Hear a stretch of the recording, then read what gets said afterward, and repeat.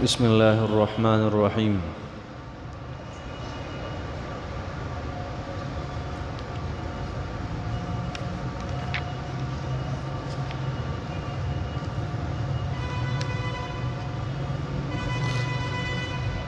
ألم تر إلى الذين قيل لهم كفوا أيديكم وأقيموا الصلاة وآتوا الزكاة فلما كتب عليهم القتال إذا فريق منهم يخشون الناس كخشية الله أو أشد خشية وقالوا ربنا لما كتبت علينا القتال لولا أخرتنا إلى أجل قريب قل متاع الدنيا قليل والآخرة خير لمن اتقى ولا تظلمون فتيلا. صدق الله العظيم.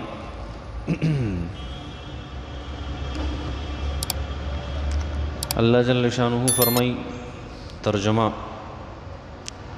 علم ترى آیتن گوری آیتن اینی الى الذین هاغ کسان قیل چویلشی لهم دیتا کفو تاسو اساتی ایدیکم خبل لاسنا واقیم الصلاة اتاسو قائم ساتی منزلرا وآتو الزکاة اتاسو زکات ورکوي فلما پس هر کله کتبا چې فرض کړی شو علیهم پدی باندې القتال جنگ اذا فریق منهم اذا پدغه وخت کې یا اذا ناگهانا ناصاپا فریق منهم یو ډله په دوی کې یخشون الناس د خلکو نه یریدا کخشیت الله لکه څنګه چې دی یریږي د الله نه او اشد خشیتا یا د دین زیاته یرا او اشد یا زیاته خشیتا یرا وقالو او دوی اوی ربنا ای زمون ربا لما کتبتا ولتا فرض کو علینا پمون باندې القتال جنگ لولا ولنا اخرتنا کتا رستکړې وې مونږ لرا الى اجل قریب د یو نږدې نیټې پورې الى اجل د یو نیټې قریب نږدې قل ورته ووایه پیغمبره متاع الدنیا نفع د دنیا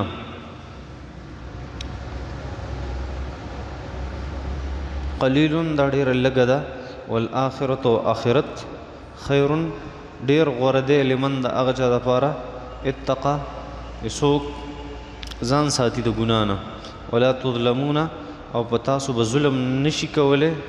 ولا تظلمون او پتاسو به ظلم اونکړی شي فتیلا ذره برابر اينما تکونو چرتم چې تاسو چرتم چې اينما چرته چم تکونو یې تاسو یدرککم الموت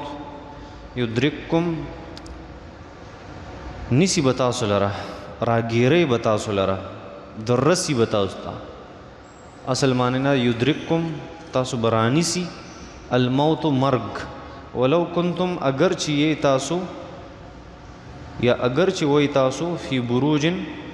پدا سے قلاگانوں کی مشیدہ چی مضبوطی. اللہ جل شانہ فرمائی اے نبی علیہ السلام دا سخلکم شتا چی تاو تا پا ابتدا کی ویلیو چی جہاد نزانو ساتے جنگ مکوي او بس خپل عبادت کوي زکات ور کوي بیا چې کله دی اول جهاد غوښتو او جهاد په فرض شو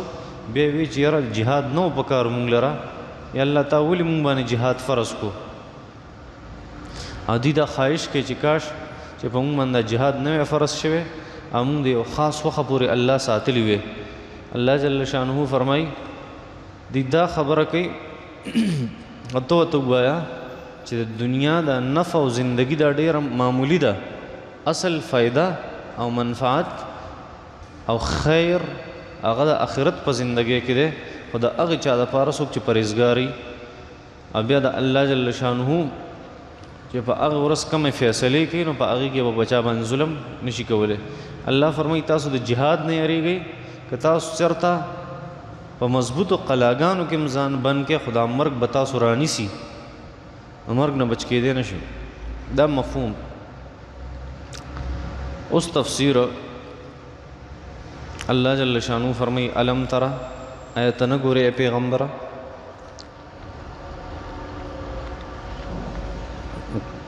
یت نه پیغمبره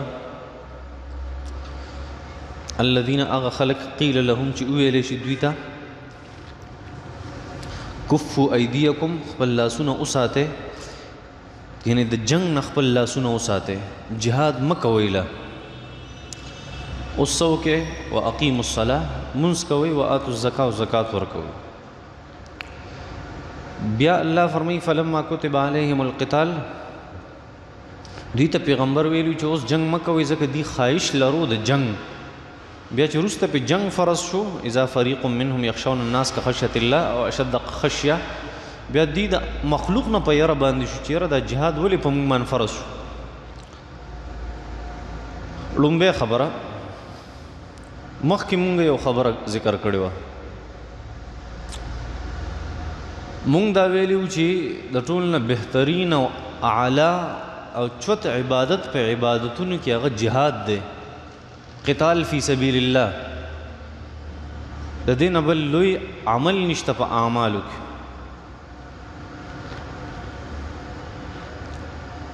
او دلته الله جل شانه صحابه کرام په مکه مکرمه کې عقیده خبر ذکر کړه چې یا رسول الله چې دلته په موږ باندې ډېر غټ ظلم کیږي په مکه مکرمه کې نه الله جل شانه ته وایا چې موږ باندې جهاد فرض کی چې د خلکو خلاف موږ جنگ وکړو. په دې کې دوه قسمه خلک هغه خلکو چې جهاد لا فرض شوی نه و خو هغې خواهش ته جهاد ساتو ځکه هغه مضبوط مسلمانانو او ظلم د هغې نه برداشت کېدو. او څه خلک په هغې کې منافقت هم موجود و څنګه چې منافقت په مدینه منوره کې په بعضې خلکو کې موجود و دغه شان په مکه مکرمه کې بعضې خلکو چې په هغې کې منافقت موجود و. نو په مکه مکرمه کې چې چا دا خبره وکړه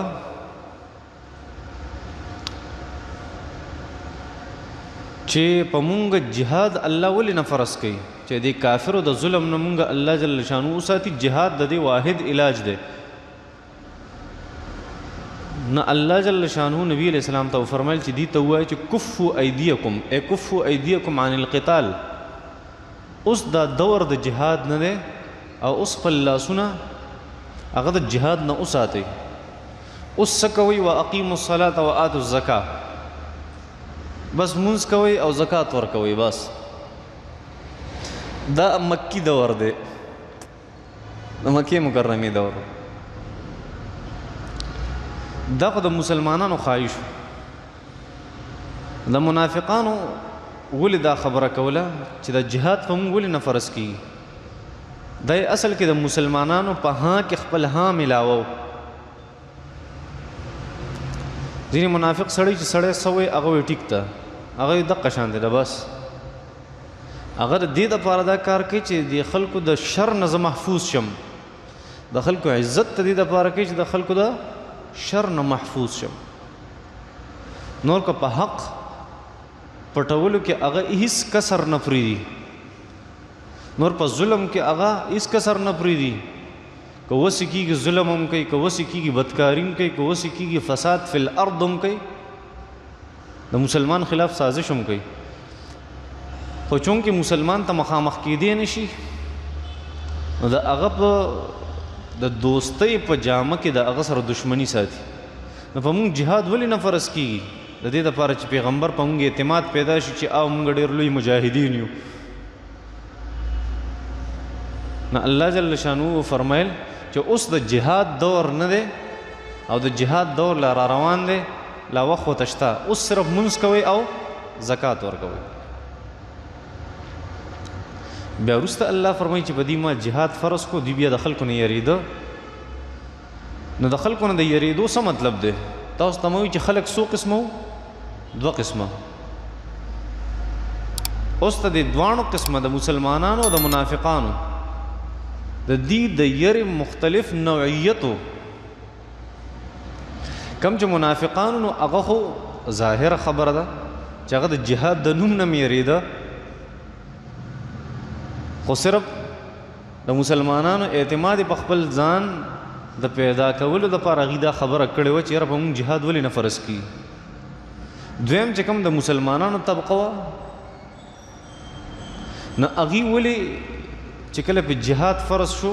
نو بیا د خلکو نه ویریده. مطلب دا دی چې جهاد ډېر لوی عمل دی، ډېر مشکل عمل دی. نو چې دغه مسلمانان کله راله او څه منافقان هغوی هم راله مدینې منورې ته، یا په مدینه منوره کې دې سره خپل منافقان مو، نو چې دلته جهاد کله فرض شو نو مسلمانانو ته چې کومه یره وه چې داسې چل شو، هلته خو په مونږ ظلم کېدو، مونږ جهاد غوښتو او جهاد الله نه فرض کو. اوس دلته په مونږ باندې څوک ظلم نه کوي او الله په مونږ جهاد فرض کړي، دا څنګه چل دی؟ هلته چې ضرورت و جهاد یې نه فرض کو، دلته اوس ضرورت نشته مونږ جهاد فرض شو. نو لږ شانتې هغه طبیعت انساني چې داسې مشکل کارونه یریږي. ابراهیم علیه السلام هغه څه وي چې قال انا منکم وجلون، کله چې فرشتې رالی ابراهیم علیه السلام ورته خوراک کېښودو، هغوی لاسونه هغه چوت کړه. نو ابراهیم علیه السلام ورته وفرمیل چې یاره زه ستاسو نه ویرېدم، تاسو څوک یې؟ نو پیغمبر د چا نه یریږي، خدا د هر پیغمبر چونکې انساني انساني طبیعت دا دی چې یو ناشنا سیز ته مخامخ کېږي نو لږه یری په زړه کې، دا طبیعت دی طبیعت. نو منافقان چې یریدلي وو د هغوی خو د مخکې نه د جهاد نه یره وه، د خلکو نه یریده، ایمان پکې نه و. او کوم مسلمانان چې ویریده نه هغوی ته هغه فطرتي او طبعي چې کومه یره وه هغه ورته محسوس شوه. الله جل شانو فرمایي دی جهاد غوښتو، ما د جهاد نه منع کړه، ما ورته صرف چې مونځ کوئ او زکات ورکوئ. خو چې جهاد پې فرض شو په مدینه منوره کې، اذا فریق منهم یخشون الناس کخشیة الله، نو دوی داسې د خلکو نه ویریده لکه څنګه چې دوی د الله نه یریږي، او اشد خشیه د هغې نه هم زیات ویریده. او دوی دا خبره وکړه چې یا الله لما کتبت علینا القتال، تا د جهاد ولې په مونږ باندې فرض کو؟ خو مرګ ته به دې پرېښي، بس مرګه پورې مونږ سره ګزاره وکړه، اوس جهادونه له مرګ له مخکې مه لیږه.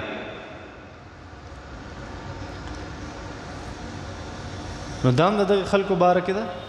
د 2 قسمه خلکو باره کې چې لومبۍ د منافقانو د هغوی خو مقصد دنیا وه، نو هغوی د جهاد په مونږ باندې ولې فرض شو؟ دا نه و پکار. پکار دی چې مونږ په خپله نیټه مړه کېدی،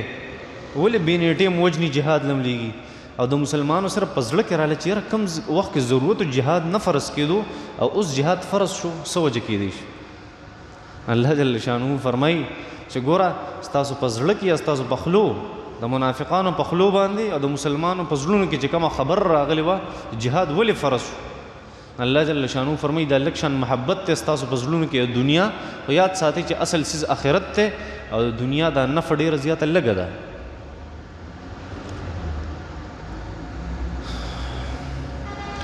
دا یو ډېر مقصدي آیت مبارکه دی. هغه دا چې مخکې مونږ آیت ذکر کړو لکه شروع کې مې ته ووي چې د ټول نه ډومبی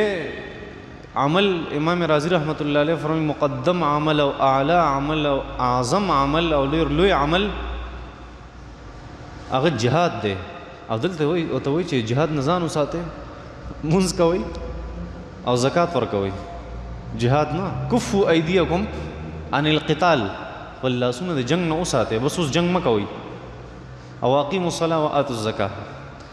مونځ کوئ زکات ورک. دا ولې دلته ذکر شو؟ حالانکه موږ خو وایو چې ټول نه بهترین څیز جهاد دی او د جهاد نه منع کړه او مونځ یې ترې رامخکې کړو چې مونځ کوئ او زکات ورکوئ. د دې یو وجه ده، وجه دا ده دا خبره بالکل درسته ده چې جهاد ډېر زیات یو عظیم عمل دی، یو لوی عمل دی. خو دلته چې دا واقیموا الصلاة وآتوا الزکاة د جهاد نه مخکې شو، دا د دغې جهاد نه مخکې یو بل جهاد ښیي الله جل شانه. نه پوهېږئ زما په دې خبرو؟ د کم جهاد نه چې الله جل شانو دی منع کوي د هغه جهاد نه مخکې یو بل جهاد ښیي ته وایي تدبیر مبادئ الجهاد قبل الجهاد د جهاد نه مخکې د جهاد هغه لومبۍ او ابتدایي مسلې ورته ښیي او ضروري څیزونه ورته ښیي چې هغه اقیموا الصلاة دی و آتوا الزکاة دی دا ولې الله جل شانو داسې ښیي د دې وجه ده هغه وجه دا ده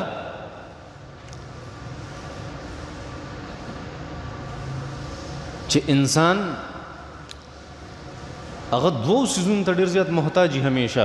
څو څیزونو ته دوو څیزونو یو دی ظاهري اسبابو ته محتاج وي په خپله کامیابۍ کې انسان دوو څیزونو ته محتاج وي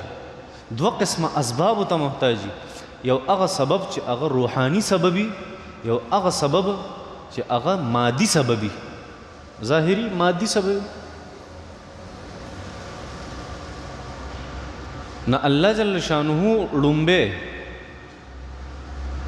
هغه روحاني سبب ذکر کوي و اقیم الصلاه او ورپسې مادي سبب ذکر کوي و آتوا الزکاه څه مطلب دی مطلب دا دی چې جهاد لږ وروسته کا جهاد وروسته کا اقیم الصلاه و آتوا الزکاه او الان کفوا ایدیکم عن القتال والله سنه د قتال نه اوس ساته اقیم الصلاه و آتوا الزکاه باندې عمل کوي دا ولې وجه دا ده چې انسان یو دوو څیزونو ته محتاج دی د جهاد نه مخکې هغه دوه څیزونه دوه قسمه اسباب دي یو اسباب روحاني یو اسباب مادي او ظاهري اسباب هغې ته محتاج دي او هغه چې کوم روحاني سبب دی هغه اقیم الصلاه دی چې د الله سره په هغې باندې انسان تعلق جوړوي او کوم چې مادي او ظاهري سبب دی هغه و آتوا الزکاه دی څنګه دی څنګه دا دوه دا اسباب روحانی او اسباب مادی او ظاهری دي داسې انسان چې کله جهاد کوي جهاد نه مخکې به دی الله پیژني الله به د معبودي الله به د اللهي د الله سره به د تعلقي نو بیا چې دی کله جهاد کوي د جهاد نه مخکې به د مونځ کړی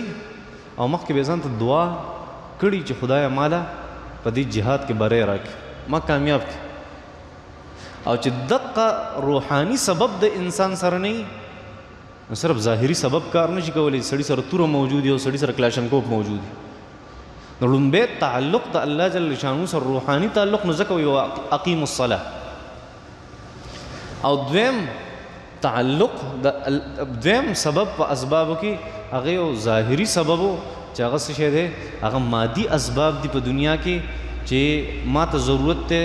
د کلاشنکوف ما ته ضرورت دی د تورې ما ته ضرورت دی د نیزې ما ته ضرورت دی د غشي الله فرمایي و آتوا الزکاه مجاهدینو له زکات ورکړه چې هغه ظاهري اسباب مو ته برابر شي د هغې نه پس الله جل شانو فرمایي فلما کتب علیهم القتال اوس مې جهاد فرض کړو کله چې اقیم الصلاه روحاني سبب هم راغی د الله سره تعلق چې ځان له په جهاد کې دعا غواړي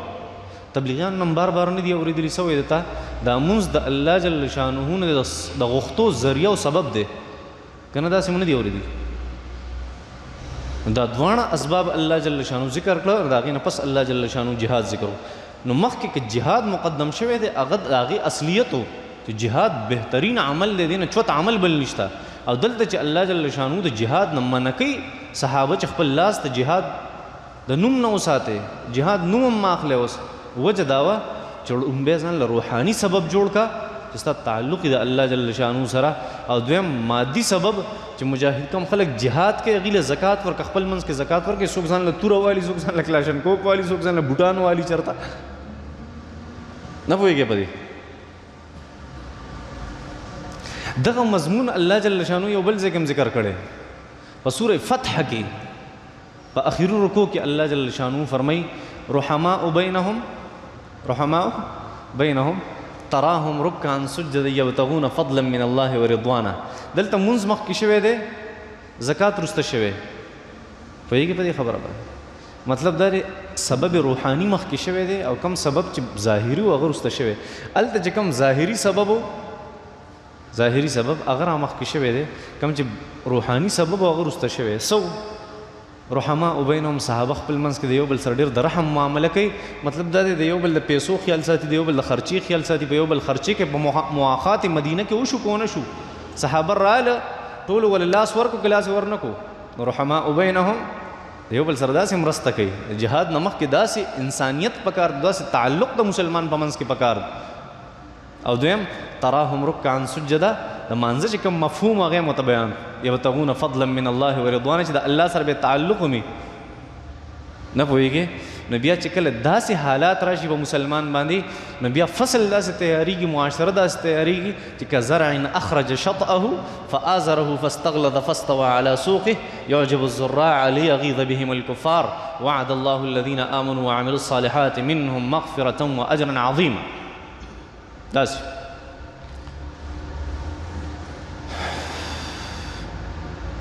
نه الله جل شانه روحاني سبب هم ذکر کو چې هغه مونځ دی.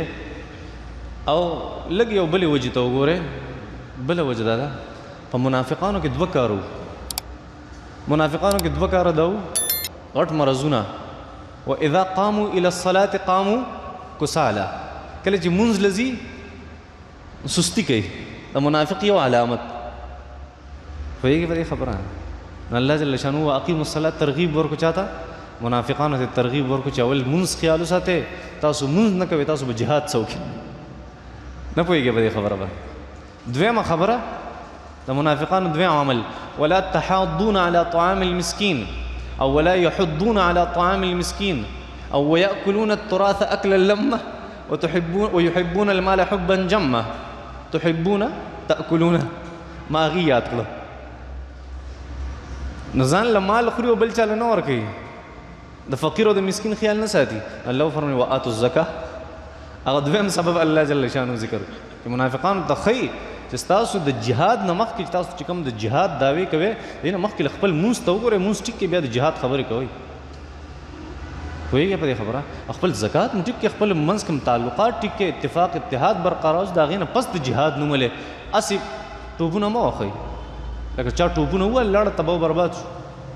دا دوه څیزونه د مسلمان د جهاد دپاره ضروري دي چې دا دوه څیزونه نه وي، هغې پورې د مسلمان کفو ایدیکم خپل لاسونه د جهاد نه وساتئ، جهاد به نه کوي هغې پورې. وصلی الله تعالی علی خیر خلق محمد و آله وسلم.